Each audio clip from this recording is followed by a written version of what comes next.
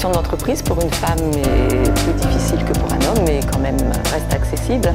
Le problème de la femme, c'est qu'il y a quand même encore des préjugés sur le chef d'entreprise, qui reste un terme très masculin.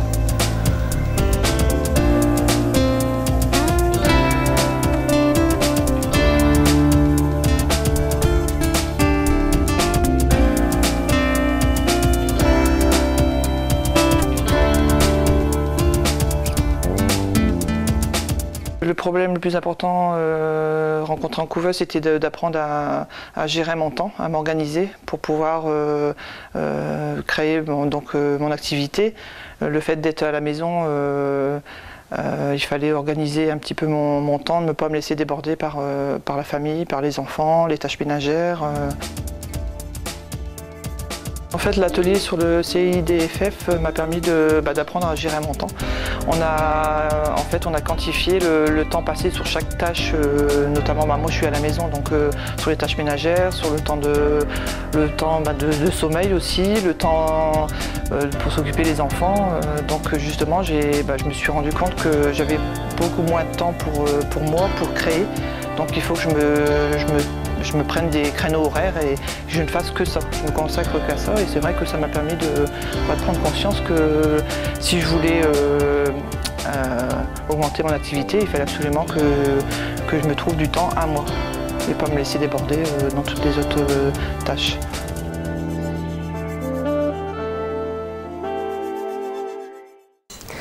Moi j'ai une formation technique, je suis quelqu'un d'assez technique et mes difficultés résident plus dans le côté commercial.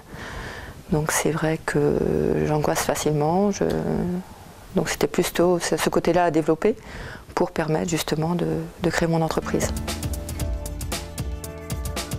L'atelier de sophrologie avait aussi un côté intéressant par le fait que ce n'était pas seulement un atelier d'information sur la sophrologie, mais aussi un atelier qui nous a permis de voir quelques exercices pratiques. On a pu en effet apprendre sur la respiration, donc différentes façons de respirer, d'apprendre à lâcher prise, et justement de pas seulement en entendre parler, mais aussi de le pratiquer. Et c'est vrai que lorsqu'on est sorti de cet atelier, on était toutes assez zen, détendues. Et ce qui était intéressant, c'est de savoir que ces exercices-là, on peut les pratiquer n'importe où, dans n'importe quelle position. Et c'est justement des choses à refaire et ça donne envie d'aller plus loin et d'en savoir plus.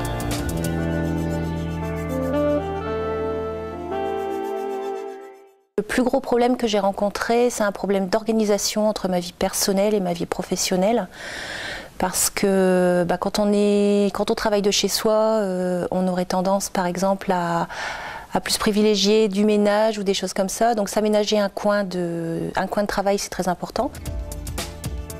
Lors de cet atelier de l'URSSAF, j'ai appris qu'il y avait des moyens de payer certaines personnes pour réaliser des tâches ménagères ou des gardes d'enfants à domicile. Donc il existe le CESU, le chèque emploi service universel, pour tout ce qui est emploi de particuliers.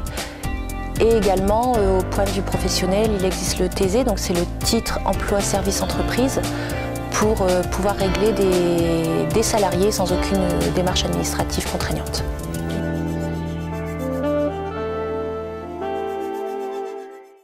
Donc au niveau financier, ça fait un moment que je pense à la création d'entreprise. Pour l'instant, j'ai pas besoin forcément d'emprunt bancaire, ou dans le sens où c'est de la décoration, je vais faire au fur et à mesure de la demande des clients. J'ai appris grâce à l'atelier Inseraction 62 qu'il était possible d'avoir des prêts à taux zéro pour les créateurs d'entreprise. Donc je vais voir par la suite si j'ai besoin de prêts financiers pour tout ce qui est local commercial ou m'acheter un véhicule utilitaire.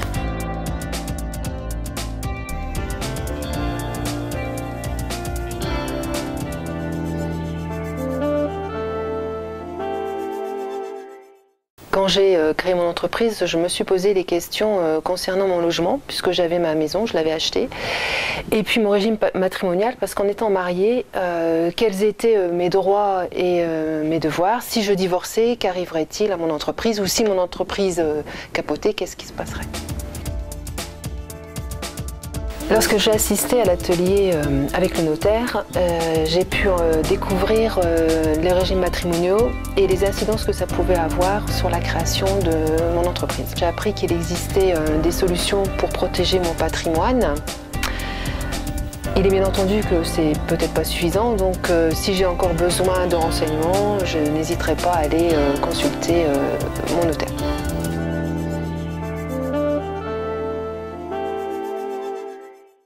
J'avais vraiment peur de perdre toutes mes prestations sociales en tant que chef d'entreprise. Ce n'est pas parce qu'on est chef d'entreprise qu'on perd forcément nos droits. L'atelier CAF m'a rassurée à ce niveau-là, au niveau des prestations sociales. J'ai notamment appris qu'on pouvait aller voir une conseillère directement là-bas pour nous expliquer notre cas et nous expliquer tous nos avantages sociaux.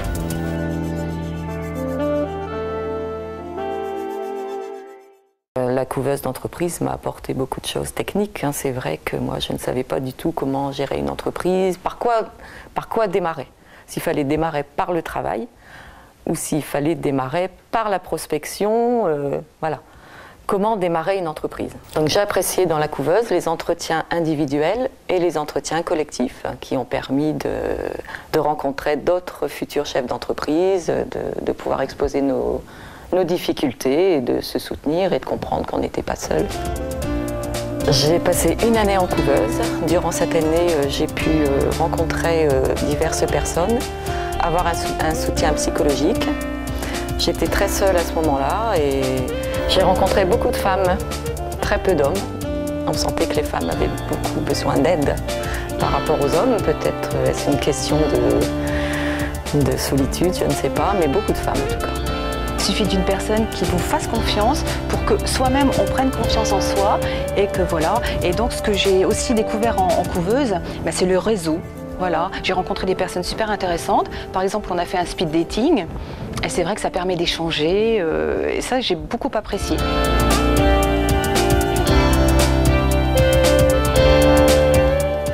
Évidemment, les administrateurs ainsi que toutes les entrepreneuses à l'essai vous remercient pour votre participation à ce projet Entreprendre au féminin.